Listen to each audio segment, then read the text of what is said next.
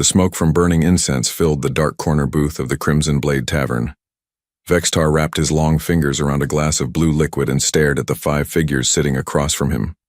Each one represented death in its purest form. Each one commanded fear across the galaxy. Each one had traveled here to Nexus Prime Station for one reason: money. Lots of it. The Zolonian merchant prince had sent word through the underground networks 3 days ago. He needed someone dead. The payment would be enough to buy a small moon. No questions asked. No mercy required. But now, as Vextar looked at their faces in the dim light, he saw something he had never expected to see from the galaxy's most feared killers: doubt. "The target is human," Vexitar said, sliding a datapad across the metal table. "Commander Jake Morrison, age 34, operates a merchant vessel called the Liberty Bell. He has been destroying my family's business for 6 months. The first assassin to pick up the pad was Krexnal from the Shadow Sect. His 4 eyes scanned the information while his tentacles twitched nervously. The Krillian had killed senators, crime lords, and even a few minor royals. His reputation was built on silent deaths that looked like accidents." Krexnal set the pad down and stood up. "I have other business to attend to," he said in his wet, bubbling voice. Without another word, he walked away, his robes flowing behind him like liquid darkness. Vextar blinked in surprise. "Wait, you have not even heard the full offer," but Krexnal was already gone, disappearing into the crowd of aliens that filled the tavern. The second assassin, a shape-shifting morphic called Ysara, picked up the datapad next. She could take any form, slip through any security, become anyone's trusted friend before sliding a knife between their ribs. Her services had toppled governments. She looked at Jake Morrison's picture for exactly 3 seconds. Then she pushed the pad away and stood up. "Find someone else," she said, her voice like silk over steel. "I do not take impossible contracts." Vextar's confusion grew as Ysara melted into the crowd, her form shifting and changing until she vanished completely. The third killer was different. Zorget belonged to the Quantum Stalkers, assassins who could phase in and out of normal space. They struck from dimensions that most beings could not even see. Zorget had never failed. A mission in 20 years. He did not even touch the datapad. "No," Zorget said simply. His form flickered like a broken hologram. "Find another target." And then he was gone, phased out of reality itself. Vextar's hands began to shake. 3 of the deadliest beings in known space had just walked away, for more money than most people saw in 10 lifetimes. All because the target was human. The 4th assassin was Kesselin from the Death's Edge Collective. She was a cyborg, half machine and half organic, with weapons built into her body and a brain enhanced by combat computers. Her metal fingers drummed against the table as she stared at the datapad without picking it up. "How much do you value your life, merchant?" she asked, her voice mixing flesh and electronics. "What do you mean?" Vextar replied. "Because if you keep pursuing this path, you will lose it." Kesselin stood up, her mechanical parts whirring softly. "There are some lines even we do not cross." She walked away, leaving Vextar alone with the final assassin. Zekthar was the most feared of them all. He belonged to no guild, worked for no organization. He was a freelancer who had killed 3 galactic crime bosses, 2 admirals, and a planetary governor. His success rate was perfect. His methods were brutal. His prices were beyond expensive. He was Vextar's last hope. Zekthar finally reached for the datapad. His scaled hands moved slowly, deliberately. He studied Jake Morrison's file for a full minute, reading every detail twice. Vextar held his breath. Then Zekthar began to laugh. It was not a pleasant sound. It was the laugh of someone who had seen death in all its forms and found something absurdly funny about it. "You want me to kill a human?" Zekthar said, still chuckling. "A human?" "Yes," Vextar said eagerly. "Jake Morrison has cost my family millions of credits. His ship keeps outrunning our vessels. His trade routes are destroying our profits. He must die. Zekthar's laughter stopped abruptly, his yellow eyes fixed on Vextar with the intensity of a predator studying prey. Let me tell you something. Merchant Prince, Zekthar said, leaning forward. I have killed beings from every species in this galaxy. I have ended lives that were protected by armies. I have murdered targets that were hidden in the deepest bunkers on the most secure worlds. Vextar nodded, hope returning to his chest. But I have never, Zekthar continued, and will never, take a contract on a human. Do you know why? Because they are weak, Vexitar guessed. Because it would be too easy. Zekthar stood up slowly, his massive form towering over the table. When he spoke again, his voice was quiet but filled with something that made Vextar's blood run cold. Because they are the most dangerous species in the galaxy. Because when you kill one human, you do not just anger one person or one family, or even one world. You anger all of them. Every single human in space becomes your enemy. And they never forget. They never forgive. They never stop hunting. Zekthar placed both hands on the table and leaned down until his face was inches from Vextar's. 20 years ago, a young assassin thought like you do. He thought humans were easy targets. He killed the daughter of a human merchant captain. One girl, one simple death. The alien assassin's voice dropped to a whisper.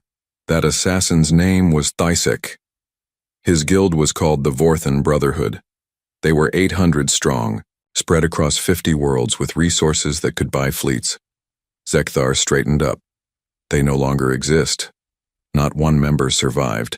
Not one base remained standing. Not one credit of their wealth was left unburned. All because of one human. Father who wanted justice for his daughter. Vextar felt his heart's beating faster. You want to kill Jake Morrison? Zekthar asked. Fine, but find someone else to sign your death warrant. We may be assassins, merchant, but we are not suicidal. Zekthar turned and walked toward the exit, but stopped and looked back over his shoulder. Here is some free advice, Xylonian.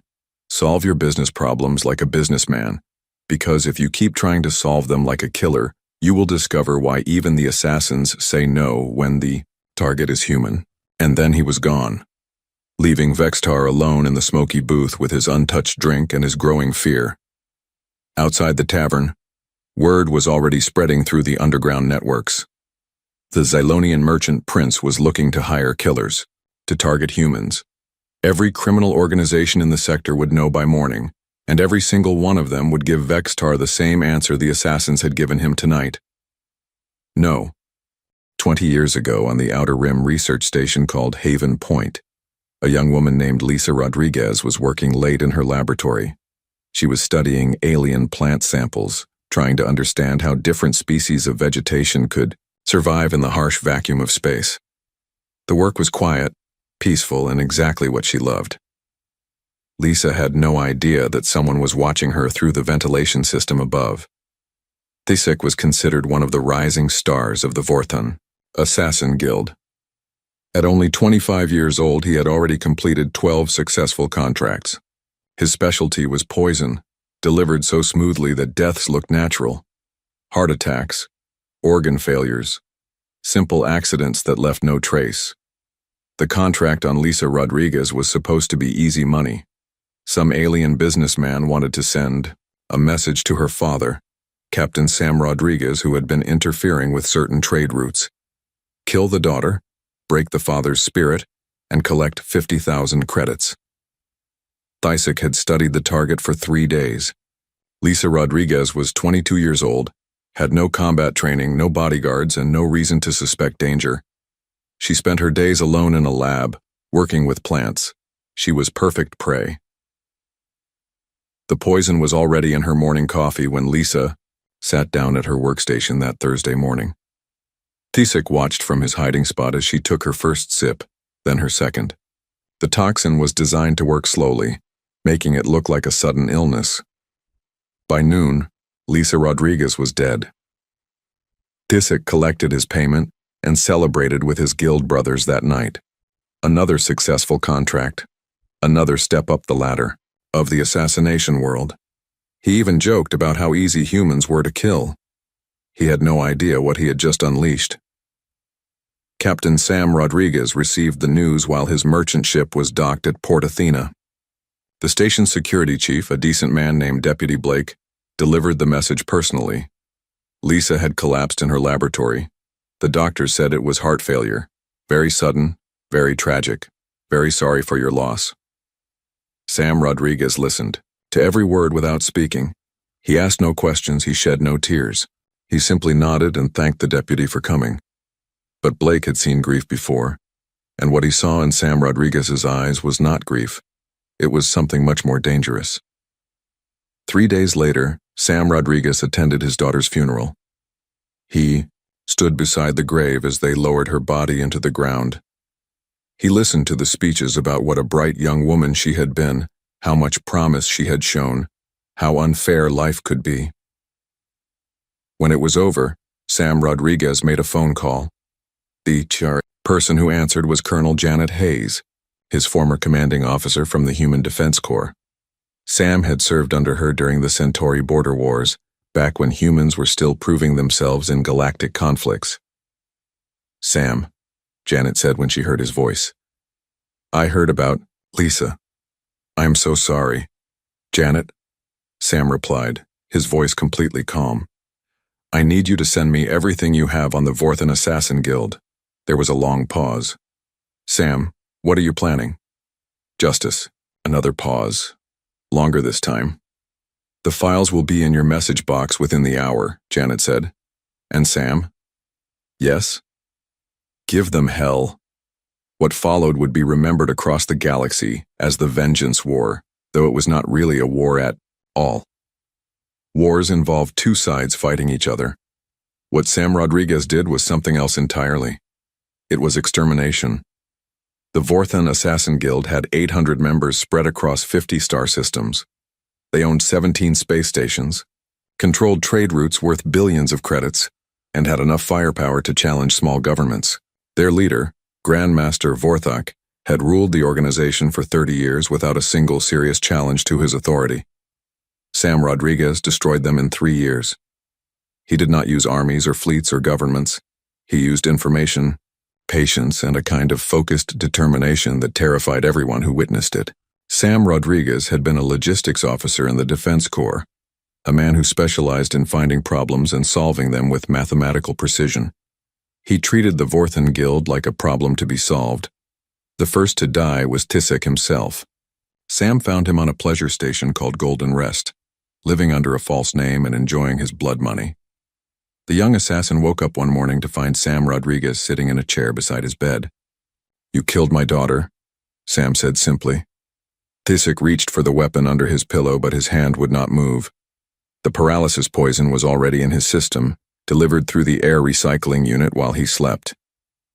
You made one mistake, Sam continued, watching as fear filled the assassin's eyes. You thought I would grieve like other species do. You thought I would cry and move on and forget. Sam Rodriguez leaned forward. But humans do not forget. We do not forgive. And we do not stop. Tisek died slowly, the same poison he had used on Lisa Rodriguez now eating away at his organs from the inside. But that was only the beginning, over. The next 6 months, Sam Rodriguez systematically identified every member of the Vorthan Guild. He learned their real names, their families, their hiding places, their weaknesses. He studied them like a scientist studying insects. Then he began to kill them. Not quickly, not cleanly. Sam Rodriguez wanted the Guild to know that death was coming for them. He wanted them to feel the same helplessness that Lisa had felt in her final moments. The Guild tried to fight back. They sent assassins after Sam Rodriguez, but he was no longer the simple merchant captain they expected. He had become something else, something that moved through space like a ghost, always one step ahead of their hunters. He killed them in their beds.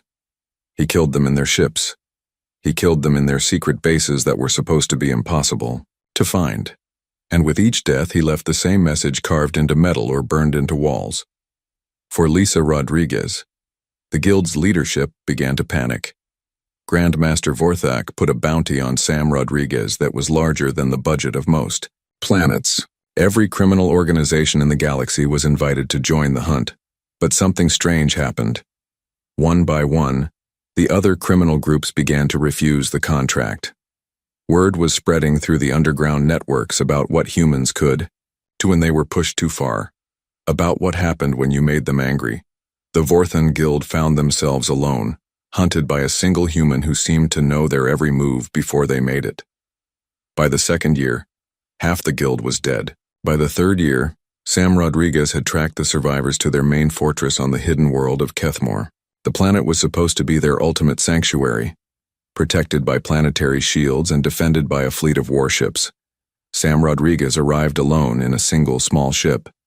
The security recordings from that day still exist in certain criminal archives, though most people refuse to watch them. They show a middle-aged human walking through the guild's defenses like they were not even there. Blast doors that should have stopped armies opened at his touch. Guard systems that could detect. A mouse turned blind when he passed. The final confrontation took place in Grandmaster Vorthak's private chamber. The alien crime lord had been the most feared assassin of his generation, a being who had killed planetary governors and crime bosses across the galaxy. He begged Sam Rodriguez for mercy. The recordings show Sam's response, spoken in the same calm voice he had used throughout his 3-year hunt. "Did you show my daughter mercy?" When it was over, the Vorthan Assassin Guild no longer existed. Not one member had survived. Not one base remained standing. Not one credit of their wealth was left unburned. Sam Rodriguez returned to his merchant business as if nothing had happened, but the galaxy remembered. The criminal underworld whispered the story in dark corners and hidden meeting places. They called it the Vengeance War, and it became the reason why even the deadliest killers in space would never, ever accept a contract on a human target. Because when you killed one human, you did not just anger one person. You awakened something that would never stop hunting you. Vexter sat in his private office aboard his flagship, the Golden Serpent, staring at the empty chair across from his desk. 3 days had passed since his meeting with the assassins, and their refusal still burned in his mind like acid. The most feared killers in the galaxy had walked away from enough money to buy a small fleet, all because the target was human. But Vextar was not ready to give up. His family's shipping empire was dying, destroyed piece by Jake Morrison and his crew. Every month brought new losses, new routes stolen, new contracts canceled. If he could not hire assassins, he would hire soldiers. The door to his office slid open, and Captain Krelvak stepped inside. The Drakmarian mercenary was a giant even by his species standards, standing nearly 8 feet tall with arms like tree trunks and scars covering every inch of visible skin. His company, Iron Fang, had never failed a mission in 15 years of operation. "You said you had work for us," Krell rumbled, his voice like grinding stone. "I need someone eliminated," Vextar said, sliding the same datapad across his desk. "Jake Morrison, human merchant captain. He has been destroying my business for months." Krell picked up the pad and studied Jake Morrison's picture. Unlike the assassins, he showed no fear, no hesitation. Drakmarians were warriors by nature, bred for battle and raised on stories of glorious combat. "Payment?" Krell asked. "Double what I offered the assassin guilds," Vextar replied. "Enough credits to outfit your entire company with new ships and weapons." Krell's eyes brightened with interest. "When do you want him dead?" "As soon as possible. His ship is scheduled for repairs at Series 7 mining station in 4 days. He will be vulnerable there." "Consider it done," Krell said, standing up. "Iron Fang has never failed a contract." After the mercenary left, Vextar allowed himself a smile for the first time in weeks. The assassins might be cowards, but soldiers were different. Soldiers understood that some fights were worth taking, regardless of the enemy. 4 days later, Captain Jake Morrison guided his ship, the Liberty Bell, toward the docking bay of Series 7. The mining station was a rough place, built into a hollow asteroid and populated by miners, traders, and the kind of people who preferred to stay away from civilized space. Jake was tired. The last 3 months had been profitable, but exhausting. Outmaneuvering Zilonian shipping fleets and securing new trade routes for human merchants. His crew needed rest and his ship needed repairs to the engine cooling system. "Dock us at Bay 7, Jake told his pilot, Amy Stone. I want us out of here in 12 hours. Copy that, Captain, Amy replied. She was young, barely 25, but she could fly anything with engines and had reflexes like a cat. As the Liberty Bell settled into the docking clamps, Jake noticed something odd. The station seemed unusually quiet for this time of day. Most of the other docking bays were empty, and he could see very few people moving around the observation windows. Feels wrong, said Chief Engineer Bob Clark, joining Jake at the bridge viewport. Bob was an old spacer, 53 years old with gray hair and instincts honed by 30 years of dangerous runs through contested space. Yeah, Jake agreed. Amy, keep the engines warm. Something does not smell right here. What Jake could not see was the Iron Fang mercenary company taking positions throughout the station.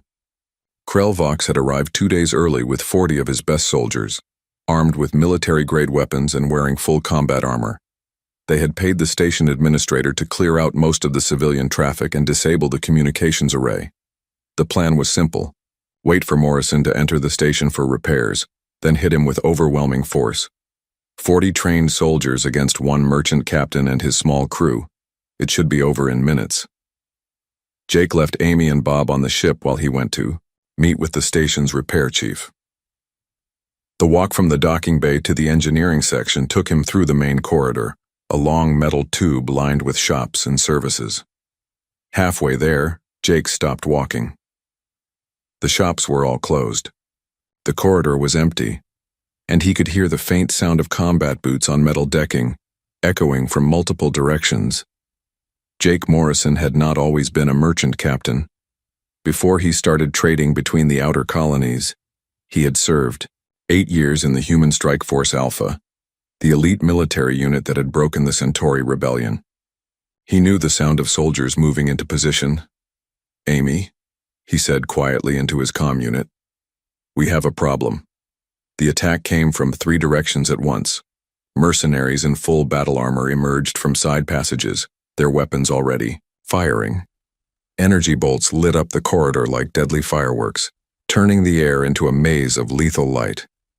Jake dove behind a support beam as the metal around him began to melt under the assault. The mercenaries were using military-grade plasma, rifles, weapons designed to punch through starship armor. Against an unprotected human, they should have been instantly fatal. But Jake Morrison was not standing where the weapons were aimed. The years of military training had never left him. As the first shots were fired, Jake was already moving, rolling, behind cover and drawing the pistol he always carried. It was a simple projectile weapon, nothing fancy, but in the right hands it could be deadly. The mercenaries advanced in perfect formation, their armor gleaming under the station's lights. They moved like professionals, covering each other's advance and maintaining overlapping fields of fire. Jake waited until they were close enough to smell their sweat. Then he started killing them. The first mercenary died when Jake put 3 bullets through the weak point where his helmet met his chest armor. The second died when Jake used an emergency fire axe to sever the power lines to his suit, causing the life support to fail. "What is he doing?" Krell Vox shouted over the comm system as he watched his soldiers fall one by one. "How is one human fighting 40 of us?" The answer was simple but terrifying. Jake Morrison was not fighting like other species fought. He was not trying to win through superior firepower or better armor. He was using the station itself as a weapon. Emergency blast doors became crushing traps when Jake triggered the station's safety systems. Maintenance shafts became sniper positions where he could strike and disappear before return fire arrived. The artificial gravity generators became weapons when he overloaded them, sending mercenaries floating helplessly into walls and ceiling fans. "He is using everything," reported Lieutenant Scar, Krell's second in command. "The walls, the air systems, the power grid. It is like the station is fighting for him." Within an hour, 25 of the 40 mercenaries were dead or wounded. The survivors were trapped in a storage bay, pinned down by a single human who seemed to know exactly where they would be before they got there. "This is impossible," Krell muttered, checking his weapon's power level. "He is just one man." That was when Jake Morrison appeared in the doorway of the storage bay. His clothes were torn and bloody, but he was still standing. In his hands was a plasma rifle he had taken from one of the dead mercenaries. "You made a mistake," Jake said calmly, as if he was discussing the weather. "You thought I was just a merchant." Krell raised his weapon, but Jake was already moving. The plasma bolt burned through empty air as Jake rolled behind a stack of supply crates. "I was Strike Force Alpha," Jake continued, his voice echoing through the bay. "We were the ones they sent when regular soldiers could not get the job done." Another mercenary tried to flank Jake and died with a hole burned through his chest. "You want to know why the assassin said no?" Jake asked. "Because they understand something you do not." Krell was backing toward the emergency exit now, his remaining soldiers retreating with him. "Humans do not fight fair. We do not fight clean. We fight to win, and we use whatever works." The last thing Krell Vox saw before the emergency door sealed behind him was Jake Morrison standing calmly among the bodies of his soldiers, checking his weapon and preparing to continue the hunt. 3 hours later, the surviving mercenaries were fleeing Series 7 in their damaged ships.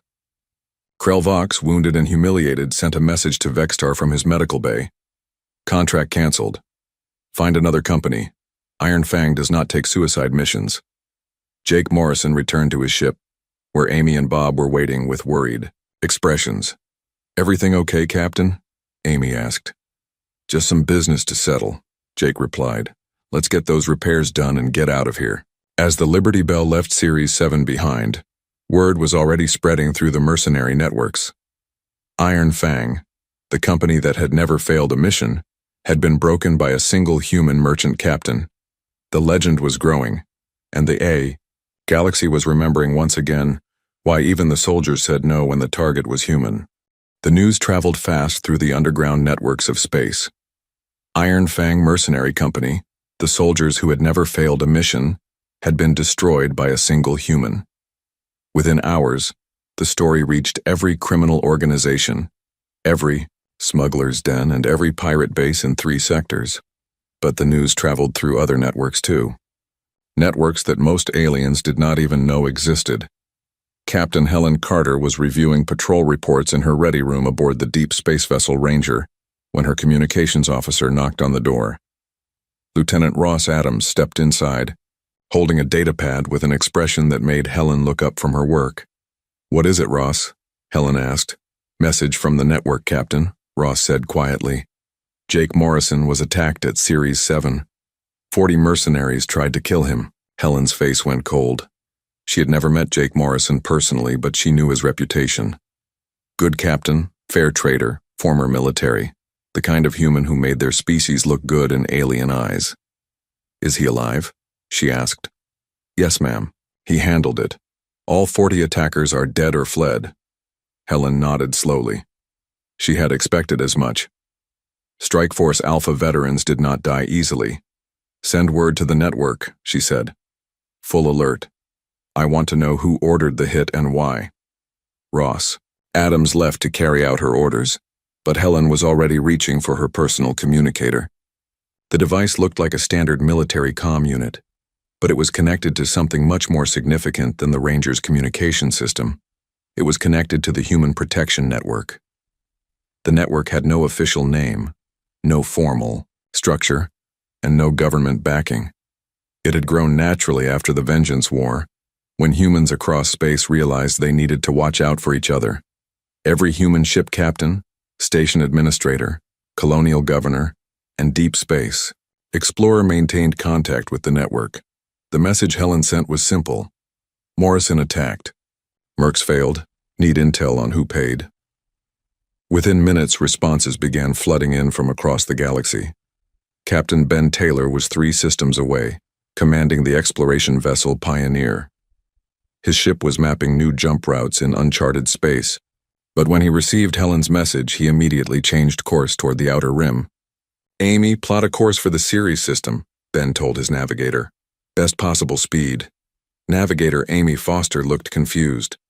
"Sir, that will take us completely off our survey route." "Family business," Ben replied, and Amy understood. In space, all humans were family. Dr. Lisa Park was working in her laboratory on Research Station Alpha Prime when her personal communicator chimed. She read Helen's message twice, then walked to her office and activated her computer terminal. Lisa was the daughter of the legendary Sam Rodriguez, the man who had fought the Vengeance War. She had grown up knowing that her safety depended on other humans watching out for each other. Now it was her turn to help. Within an hour, Lisa had used her connections in the scientific community to access trade records, shipping manifests, and financial databases across 12 systems. Her search was looking for one thing: who had enough money and motive to hire 40 mercenaries to kill Jake Morrison? The answer came back quickly. Vexitar, the Zilonian shipping magnate, had been losing money to human competitors for months. His family's empire was crumbling, and Jake Morrison's successful trade routes were a major factor. Lisa sent her findings to the network with a simple note: target identified. Vexitar of Golden Serpent Shipping. Across the galaxy, humans began to move. Joe Collins was a prospector working alone in the asteroid fields of the Vega system. He spent months at a time in deep space, mining rare metals and avoiding contact with other beings. But when he received the network alert, Joe powered up his communication array and began making calls. Asteroid miners formed their own loose community, sharing information about profitable mining claims and dangerous pirates. Joe sent word through their networks: watch for any Zilonian ships, especially anything connected to Golden Serpent shipping. Report all movements immediately. Mary Foster was a trader running cargo between the inner colonies and the frontier worlds. Her ship was small, her profits were modest, and most aliens barely noticed her existence. But Mary had contacts in every spaceport from Earth to the Outer Rim. She began making inquiries. Casual questions about Zilonian shipping routes, friendly conversations about which companies were having financial troubles, simple requests for information that seemed innocent but painted a clear picture of Vexitar's operations. Within 3 days, the Human Protection Network had gathered more intelligence about Golden Serpent shipping than most governments could collect in months. They knew which routes Vexitar's ships used. They knew which stations serviced his fleet. They knew which banks held his credits and which suppliers provided his equipment. They knew which alien partners still did business with him, and which ones were already looking for excuses to break their contracts. The network did not operate through violence or direct threats. Instead, it used information, economic pressure, and the simple fact that humans had integrated themselves into nearly every aspect of galactic civilization. Captain Pete Davis commanded a cargo hauler that supplied mining stations throughout the Outer Rim. When he learned about the attack on Jake Morrison, Pete began asking questions about Golden Serpent shipping at every port he visited. Heard they were having money troubles, Pete would mention casually to station administrators. Might want to be careful about extending credit. Station manager Linda Gray oversaw the refueling depot at Titan Base, one of the major stops on the Outer Rim trade routes. When she received word from the network, Linda began reviewing Golden Serpent's account history. She discovered several late payments and a pattern of disputes over service charges. It was enough to justify requiring advance payment for all future services. Dr. Mark Johnson worked for the Galactic Health Authority, conducting safety inspections of merchant vessels. When he learned about Vexitar's attempt to murder Jake Morrison, Mark began scheduling surprise inspections of Golden Serpent ships.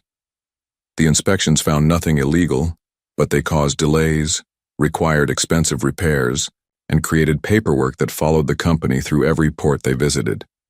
Trade Inspector Kate Williams worked for the Colonial Commerce Commission, reviewing import and export documentation. After receiving the network alert, Kate began auditing Golden Serpent's shipping manifests with unusual thoroughness. Every small discrepancy became a major investigation. Every missing form became a reason to hold up cargo shipments. Every questionable transaction became grounds for extended review. None of these actions were illegal. None of them were coordinated through official channels. But together, they created a web of problems that made it nearly impossible for Golden Serpent shipping to operate normally. Vexitar sat in his office aboard the Golden Serpent, staring at reports from across his shipping empire. Every day brought new problems. Ships delayed at inspection stations, fuel suppliers demanding advance payment, ports requiring additional security deposits, partners asking uncomfortable questions about his company's stability. His communications officer, a nervous Zilonian named Kesital, knocked on his door. "Sir, we have lost 3 more contracts today," Kesital reported. "The clients say they are concerned about our reliability." "Reliability?" Vextar snarled. "We have been in business for 50 years. "Yes, sir, but there are rumors circulating. Stories about financial troubles, legal problems, safety violations. Our reputation is being destroyed." Vextar's hands shook with rage. "Find out who is spreading these lies." But Kesital had already tried. The rumors seemed to come from everywhere and nowhere. Human traders mentioning concerns to alien partners. Human officials asking careful questions during routine inspections. Human suppliers quietly suggesting that other companies might be more reliable. It was like fighting smoke. Every time they thought they had identified the source of a problem, it vanished, only to reappear somewhere else. Meanwhile, Jake Morrison continued his normal trading runs, seemingly unaware that his fellow humans were systematically destroying his enemy's business empire. The Liberty Bell made its scheduled stops, completed its deliveries, and maintained its reputation as one of the most reliable ships in the merchant fleet. But Jake was not unaware. Every few days, his communications officer would receive a simple message: "All clear, network active, situation under control." Jake would read these messages and smile. He had fought alone at Series 7, but he was not alone in the larger war. Every human in space was part of the same extended family, and family took care of each other. The network was working exactly as it was designed to work, quietly, efficiently, and without mercy for those who threatened one of their own. Vextars. Empire was dying, one delayed shipment and canceled contract at a time. And the Zilonian merchant prince was finally beginning to understand what the assassins had tried to tell him in that smoky tavern. When you targeted one human, you did not just make one enemy, you made them all. 2 weeks after the Human Protection Network began its quiet war against Golden Serpent shipping, Vextar made his final desperate move. His empire was crumbling faster than he could count the losses. Contracts canceled, ships delayed, partners abandoning him like rats fleeing a sinking vessel. But Vexitar had one last card to play. The meeting took place in a forgotten warehouse on the industrial level of Nexus Prime Station. Vextar arrived alone, carrying a briefcase filled with every credit he had left in the galaxy. Across from him stood something that barely looked alive. Omega-7 was a synthetic intelligence housed in a humanoid combat frame. Its body was sleek, black metal, designed for maximum efficiency and killing. Its face was a blank screen that showed nothing but cold blue light. It had no emotions, no fears, and no concept of mercy. "I require Jake Morrison eliminated," Vextar said, placing the briefcase on the table between them. "Every organic assassin and mercenary in the galaxy has refused this contract, but you are not organic." Omega-7's head tilted slightly as it processed this information. "Specify reason for refusal." "They claim humans are too dangerous. They speak of legends and warnings, of some great vengeance that befell those who killed humans before." The synthetic's optical sensors glowed brighter. "Analyzing data. Human combat capabilities within normal biological parameters. Fear response. Indicates irrational decision-making by organic assassins." "Exactly," Vextar said, leaning forward eagerly. "You are not subject to such irrational fears. You can complete this mission where others failed." Omega-7 picked up the briefcase and scanned its contents. Enough credits to upgrade its systems, purchase better weapons, and operate independently for decades. Contract accepted. Target Jake Morrison. Method, elimination, timeline, 7 days. As Vextar left the warehouse, he allowed himself to smile for the first time in weeks. Synthetic intelligences were rare and expensive, but they were also utterly without the superstitions that paralyzed organic killers. Omega-7 would not be frightened by stories of human vengeance or worried about mysterious networks. It would simply complete its mission and collect payment. 3 days later, Jake, Morrison arrived at Haven's Rest trading post for his regular supply run. The station was a small facility built into a converted asteroid, serving traders and prospectors who worked the dangerous routes near the galactic rim.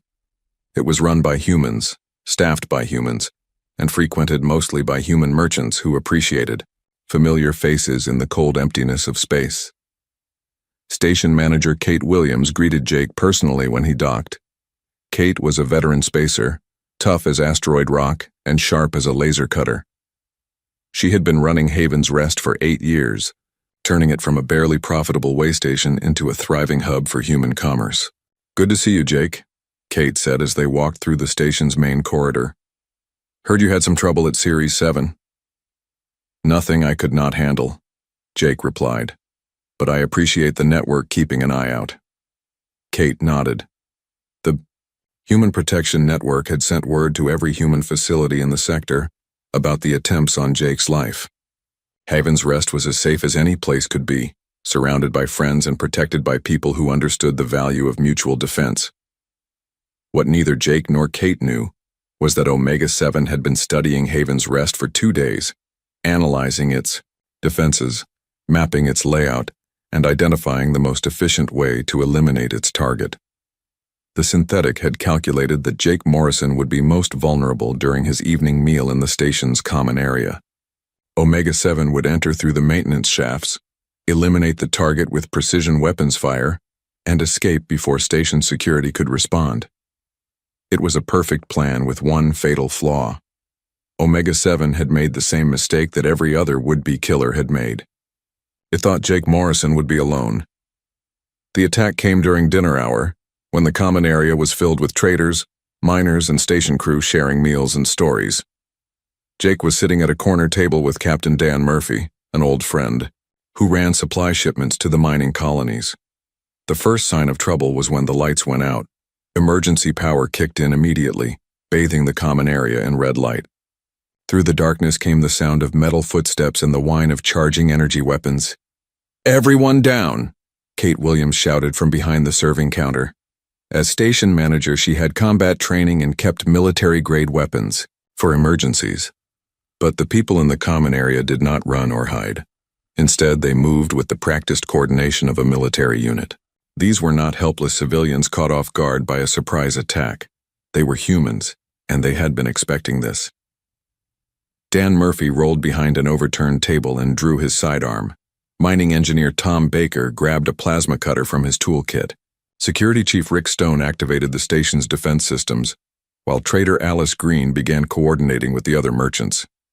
When Omega-7 burst through the maintenance hatch, it found itself facing not one target, but 20 armed humans, working together like a single organism. The synthetic's combat programming was advanced, designed to handle multiple opponents with maximum efficiency. But its creators had programmed it to fight other species, beings who would panic under fire or fight as individuals trying to save themselves. Humans fought differently. Jake Morrison was not trying to escape or hide. He was moving to flank the attacker while Dan Murphy provided covering fire. Kate Williams was not cowering behind her counter, but coordinating the defense while Tom Baker used his mining equipment to create obstacles and barriers. "It is a synthetic," Kate shouted over the sound of energy weapons fire. "Focus fire on the power core." The humans adjusted their tactics immediately, targeting the synthetic's energy source instead of trying to damage its armored frame. Omega-7Z. Optical sensors registered this change in strategy and attempted to compensate, but something was wrong with its calculations. The humans were not fighting like the combat simulations in its memory banks.